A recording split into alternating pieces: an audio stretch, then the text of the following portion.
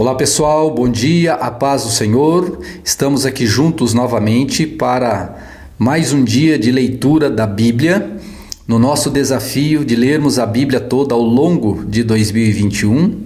Para você que não sabe, estamos lendo na Bíblia 365, nova versão transformadora da editora Mundo Cristão. Seja muito bem-vindo e que Deus agora fale ao seu coração com muita unção e com muita graça, por meio da palavra dele, que é alimento para a nossa alma. Vamos à nossa leitura. Muito bom dia, a paz do Senhor, sejam bem-vindos, bem-vindas ao nosso momento de leitura da palavra de Deus. Hoje é dia 12 de junho, olha só que bênção, hein? Parabéns a todos os namorados e namoradas do nosso país, que Deus abençoe a vida de cada um de vocês. Hoje nós vamos ler os seguintes textos: 1 Reis capítulo 9, versículo 1, até 1 Reis capítulo 10, versículo 29.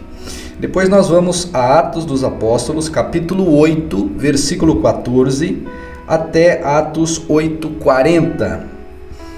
Depois nós vamos lá para o livro dos Salmos, Salmo de número 130, versículo 1 até 130, versículo 8. E depois fecharemos com Provérbios, capítulo 17, versículos 2 e 3. Que Deus nos abençoe na nossa leitura, que ela seja uma bênção para você, que Deus fale ao seu coração neste momento. Então, 1 Reis, capítulo 9, versículo 1, diz assim: Salomão terminou de construir o templo do Senhor e o palácio real. Concluiu tudo que havia planejado fazer. Então o Senhor apareceu a Salomão pela segunda vez, como havia aparecido em Gibeon. O Senhor lhe disse: ouvi sua oração e súplica. Lembra que nós lemos no dia anterior, na leitura de ontem? Deus está confirmando que ouviu.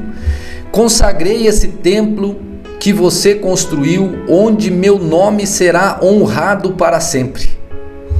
Olharei continuamente para ele com todo o meu coração. Quanto a você, se me seguir com integridade e retidão, como fez seu pai Davi, obedecendo a todos os meus mandamentos, decretos e estatutos, estabelecerei o trono de sua dinastia sobre Israel para sempre. Pois fiz esta promessa a seu pai Davi. Um de seus descendentes sempre se sentará no trono de Israel. Veja que Deus ele nunca faz uma promessa aleatória de qualquer forma. Deus vincula o cumprimento das promessas e de suas bênçãos ao nosso olhar, ao nosso obedecer de seus mandamentos. Então preste atenção, essa é uma chave muito poderosa. Nós não somos legalistas a ponto de, mas nós precisamos sim fazer todo o esforço necessário para ler a palavra de Deus, receber a palavra de Deus e deixar a palavra de Deus transformar nosso coração, nosso caráter. Então nós cada vez mais seremos parecidos com aquilo que a Bíblia quer que a gente se pareça. Amém? Isso é uma chave poderosíssima. Versículo 6. Mas se você ou seus descendentes me abandonarem, preste atenção, e desobedecerem a meus mandamentos e decretos, seguindo e adorando outros deuses, arrancarei Israel desta terra que lhe dei. Rejeitarei esse templo que consagrei em honra ao meu nome e farei de Israel objeto de zombaria e desprezo entre as nações. Isso acabou acontecendo, viu, gente? E embora este templo seja agora imponente, todos que passarem perto dele ficarão chocados e horrorizados e perguntarão: por que o Senhor fez coisas tão terríveis com esta terra e com este templo?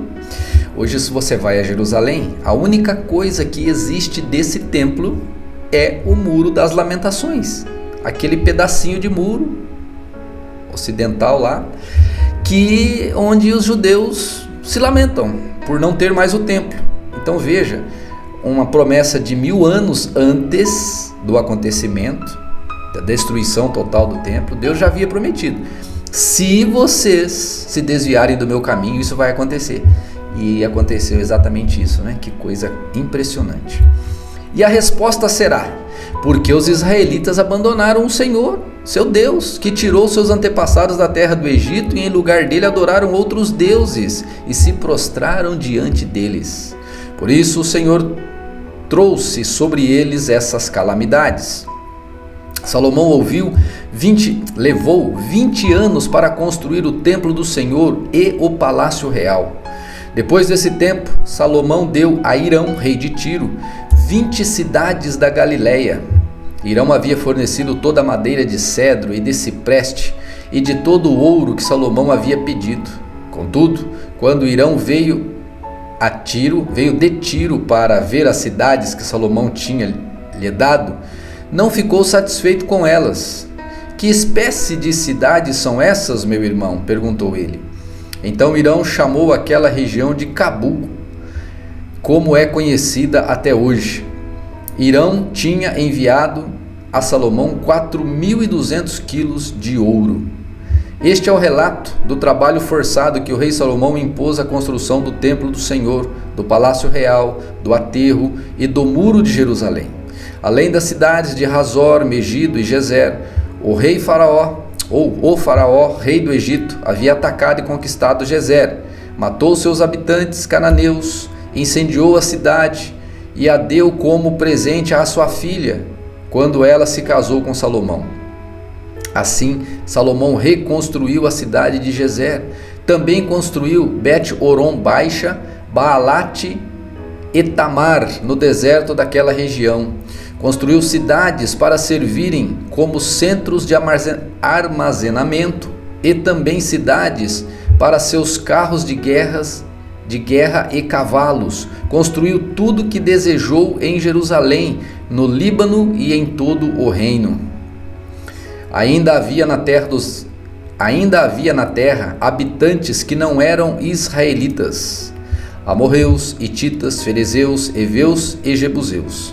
Eram descendentes das nações que os israelitas não haviam destruído completamente. Salomão os recrutou para trabalhos forçados e é nessa condição que trabalham até hoje. Mas Salomão não recrutou nenhum israelita para trabalhos forçados. Eles o serviram como soldados, funcionários do governo, oficiais e capitães de seu exército, comandantes de carros de guerra e cavaleiros. Nomeou 550 israelitas para supervisionarem os trabalhos de seus vários projetos. Salomão transferiu a residência de sua esposa, a filha de Faraó, da cidade de Davi, para o novo palácio, onde ele havia construído para ela, Depois construiu o aterro. 3 vezes por ano, Salomão apresentava holocaustos e ofertas de paz sobre o altar que havia construído para o Senhor, e também queimava incenso perante o Senhor. Assim, ele terminou o trabalho de construção do templo. Versículo 26. O rei Salomão também construiu vários navios em Ezion-Geber, um porto próximo a Elate, na terra de Edom, às margens do Mar Vermelho.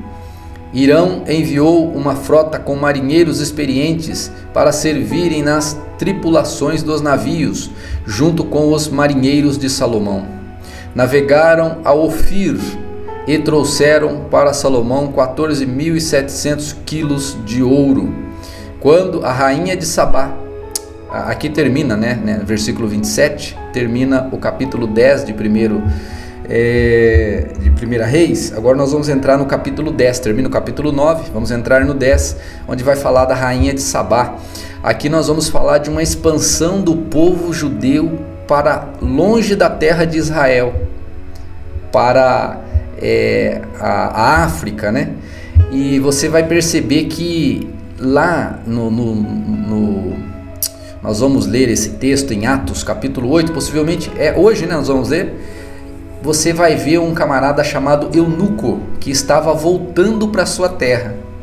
Era dessa região da rainha de Sabá. Então o evangelho já tinha chegado lá, porque havia essa conexão entre aquele povo, rainha de Sabá, e o Salomão. Então preste atenção na leitura de Atos, capítulo 8, né? Hoje que nós vamos fazer, você vai entender bem essa história, quando Filipe fala de Jesus para o eunuco e o batiza. Olha só, 1000 anos depois, nós estamos lendo uma história aqui de 1000 anos antes, como ela vai se começar e como nós vamos ver a sequência dessa história lá com Filipe e o eunuco. Quando a rainha de Sabá ouviu falar da fama de Salomão, que honrava o nome do Senhor, foi até ele para pô-lo à prova com perguntas difíceis. Chegou a Jerusalém com uma comitiva numerosa e uma imensa caravana de camelos carregados de especiarias, grande quantidade de ouro e pedras preciosas. Quando se encontrou com Salomão, conversou com ele a respeito de tudo que tinha em mente. Salomão respondeu todas as perguntas. Nada era difícil demais para o rei explicar. Quando a rainha de Sabá percebeu quanto Salomão era sábio e viu o palácio que ele tinha construído, a comida que era servida às mesas do rei, os alojamentos, a organização de seus oficiais e servos, os trajes esplêndidos que vestiam, os copeiros da corte e os holocaustos que Salomão oferecia no templo do Senhor, ficou admirada. Aí tem, hein? Essa admiração. Disse ela ao rei: é verdade tudo que ouvi em meu país a respeito de suas realizações e de sua sabedoria. Não acreditava no que diziam até que cheguei aqui e vi com os próprios olhos. Aliás, não tinham me contado nem a metade. Sua sabedoria e prosperidade vão muito além do que ouvi. Como deve ser feliz o seu povo. Que privilégio para seus oficiais estarem em sua presença todos os dias, ouvindo de sua sabedoria. Louvado seja o Senhor seu Deus, que se agradou de você e o colocou no trono de Israel. Por causa do amor eterno do Senhor por Israel, ele o fez rei para governar com justiça e retidão. Então ela presenteou o rei com 4.200 quilos de ouro, especiarias em grande quantidade e pedras preciosas. Nunca mais foram recebidas tantas especiarias quanto as que a rainha de Sabá deu ao rei Salomão. Além disso, os navios de Irão trouxeram de Ofir grandes carregamentos de madeira de sândalo e pedras preciosas. O rei usou a madeira de sândalo para fazer os corrimões para o templo e para o palácio real, e também liras e harpas para os músicos. Nunca antes nem depois se viu tamanho suprimento de madeira de sândalo. Uma madeira especial, para fazer esses itens que nós acabamos de ler aqui, as liras, as harpas, Não conheço a madeira, nunca vi, mas uma madeira especial para isso. Versículo 13. O rei Salomão deu à rainha de Sabá tudo o que ela pediu, tudo mesmo, além dos presentes costumeiros que ele já havia entregado com generosidade. Então ela e sua comitiva regressaram para a sua terra. Mas antes dela regressar, a noite foi longa. Diz a história. A cada ano, Salomão recebia cerca de 23.300 quilos de ouro, sem contar a renda adicional proveniente dos mercadores e comerciantes, de todos os reis da Arábia e dos governadores do país. O rei Salomão fez 200 escudos grandes com ouro batido, cada um pesando 7,2 kg. Também fez 300 escudos menores de ouro batido, cada um pesando 1,8 kg. O rei colocou esses escudos no palácio da floresta do Líbano. Então o rei fez um grande trono de marfim revestido de ouro puro. O trono tinha 6 degraus e um encosto arredondado. De cada lado do assento havia um apoio para o braço, e junto a cada apoio a escultura de um leão. Também havia outros 12 leões, um em cada um dos 6 degraus. Nenhum outro trono em todo o mundo se comparava ao trono de Salomão. Todas as taças do rei Salomão eram de ouro, e todos os utensílios da floresta, do palácio da floresta do Líbano, onde ele morava, né, eram de ouro puro. Não eram de prata, pois nos dias de Salomão a prata era considerada um metal sem valor. Ai, meu Deus! O rei tinha uma frota de navios mercantes que navegava com os navios de Irão.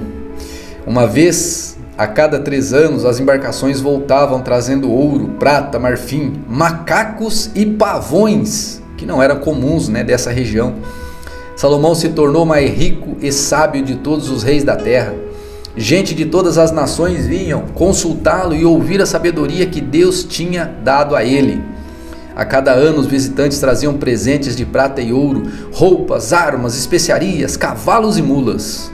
Salomão ajuntou muitos carros de guerra e cavalo, possuía 1.400 carros de guerra, 12.000 cavalos. Mantinha alguns deles nas cidades designadas para guardar esses carros de guerra e outros perto dele em Jerusalém. O rei tornou a prata tão comum em Jerusalém como as pedras. Olha só. E havia tanta madeira valiosa de cedro como as figueiras bravas que crescem nas colinas de Judá. Os cavalos de Salomão eram importados do Egito e da Cilícia. Os comerciantes do rei os adquiriam da Cilícia pelo preço de mercado. Naquela época, um carro de guerra do Egito custava 600 peças de prata e um cavalo 150 peças de prata. Depois eram exportados aos reis dos hititas e aos reis da Síria. Impressionante, né? Agora vamos lá para o Novo Testamento e vamos ler uma história impressionante agora aqui em Atos capítulo 8, versículo 14, que diz o seguinte: Quando os apóstolos em Jerusalém souberam que o povo de Samaria havia aceitado a mensagem de Deus, enviaram para lá Pedro e João. Assim que os dois chegaram, oraram para que aqueles convertidos recebessem o Espírito Santo. Pois, apesar de terem sido batizados em nome do Senhor Jesus, o Espírito Santo ainda não havia descido sobre nenhum deles. Então Pedro e João impuseram as mãos sobre eles e receberam o Espírito Santo. Simão viu que as pessoas recebiam o Espírito Santo quando os apóstolos impunham as mãos sobre elas. Então lhes ofereceu dinheiro, dizendo: Deem-me deste poder também, para que quando eu impuser as mãos sobre as pessoas, elas recebam o Espírito Santo. Pedro, porém, respondeu: olha a sabedoria desse homem depois de ter sido batizado com o Espírito Santo. Aquele Pedro covarde que negou Jesus, que deu tanto problema e que também nos ensina tanta coisa. Agora, esse homem, olha a sabedoria dele. Pedro, porém, respondeu: que seu dinheiro seja destruído com você, por imaginar que o dom de Deus pode ser comprado. Você não tem parte nem direito nesse ministério, pois seu coração não é justo diante de Deus. Olha só. Arrependa-se de sua maldade e ore ao Senhor. Talvez Ele perdoe esses seus maus pensamentos, pois vejo que você está cheio de amarga inveja e é prisioneiro do pecado. Jesus Cristo. Simão exclamou: orem ao Senhor por mim, para que essas coisas terríveis não me aconteçam. Depois de terem testemunhado e proclamado a palavra do Senhor em Samaria, João e Pedro voltaram a Jerusalém. Ao longo do caminho, pararam em muitas vilas samaritanas para anunciar as boas novas. Agora aqui vai começar uma nova história impressionante, que eu quero que você preste muita atenção nela. Olha só. Um anjo do Senhor disse a Filipe. Filipe já é um mensageiro da palavra do Senhor, já é um missionário. E essa mensagem disse a ele assim: vá para o sul, para a estrada no deserto que liga Jerusalém a Gaza. Filipe partiu e encontrou no caminho um alto oficial etíope, o eunuco, responsável pelos tesouros de Candace, rainha da Etiópia. Ele tinha ido a Jerusalém para participar da adoração e estava a caminho de volta, sentado em sua carruagem. Ele lia em voz alta o livro do profeta Isaías. Então o Espírito disse a Filipe: aproxime-se e acompanhem a carruagem. Filipe correu até a carruagem e, ouvindo o que o homem lia, o profeta Isaías, perguntou-lhe: o senhor compreende o que lê? O homem respondeu: como posso entender sem que alguém me explique? E convidou Filipe para subir na carruagem e sentar-se ao seu lado. Era esta a passagem das Escrituras que ele estava lendo. Ele foi levado como ovelha para o matadouro, como cordeiro mudo diante dos tosqueadores não abriu a boca. Foi humilhado e a justiça lhe foi negada. Quem pode falar de seus descendentes? Pois sua vida foi tirada da terra. O eunuco perguntou a Filipe: diga-me, o profeta estava falando de si mesmo ou de outro? Então, Filipe, começando com esta mesma passagem das Escrituras, anunciou-lhe as boas novas a respeito de Jesus. Prosseguindo, chegaram a um lugar onde havia água. Então o eunuco disse: veja, aqui tem água, o que me impede de ser batizado? Só uma observação, eunuco não era o nome do camarada, né? Eunuco era a sua condição, para quem de repente não sabe, ou seja, era um camarada castrado, né?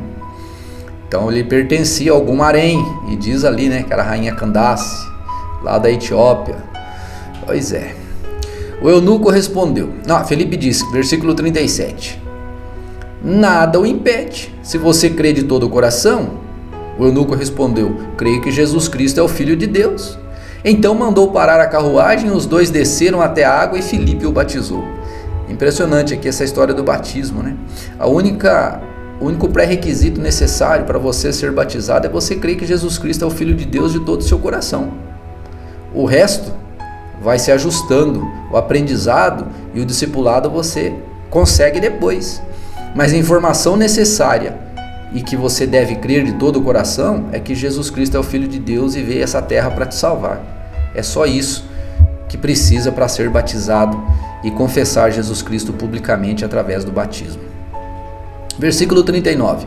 Quando saíram da água, o Espírito do Senhor tomou Filipe e o levou. Ou seja, ele foi trasladado. O eunuco não tornou a vê-lo, mas seguiu a viagem cheio de alegria. Então Filipe apareceu mais ao norte, na cidade de Azoto, anunciou as boas novas ali e em todas as cidades ao longo do caminho até chegar a Cesareia. Que linda história, né? Agora vamos lá para o Salmo de número 130, versículo 1, que diz assim: das profundezas do desespero, Senhor, clamo a ti. Escuta minha voz, ó Senhor, dá ouvidos à minha oração. Senhor, se mantivesses um registro de nossos pecados, quem, ó Senhor, sobreviveria? Misericórdia, né? Tu, porém, ofereces perdão, olha que coisa linda, para que aprendamos a te temer. Espero no Senhor, sim, espero nele, em sua palavra depositei minha esperança. Anseio pelo Senhor, mais que as sentinelas anseiam pelo amanhecer. Sim, mais que as sentinelas anseiam pelo amanhecer. Ó Israel, põe a sua esperança no Senhor, pois no Senhor há amor e transbordante redenção. Ele próprio resgatará Israel de todos os seus pecados. E a gente sabe que isso aconteceu, né? Quando Jesus Cristo se tornou carne, morreu numa cruz e ressuscitou ao terceiro dia para ter esse resgate total para todos aqueles que nele crê e os seus pecados, muitos pecados, serem perdoados. Lindo! Vamos finalizar com Provérbios, capítulo 17, versículos 2 e 3. O servo prudente governará sobre o filho que envergonha o pai, e terá parte na herança com os filhos de seu senhor. O fogo prova a pureza da prata e do ouro, mas o Senhor prova o coração. Oh, misericórdia, hein? Que o Senhor possa encontrar em nossos corações um coração puro, sincero, um coração que seja agradável a Deus. Esse é o nosso desafio sempre, gente. É a gente se tornar agradável à presença do nosso Deus, né? Então que Deus te abençoe, fique na paz e não perca a nossa leitura de amanhã. Deixe o seu like, seu joinha e convide alguém para ler a Bíblia junto com você. Que Deus te abençoe em nome de Jesus. Deixa eu ver como é que eu fecho isso aqui.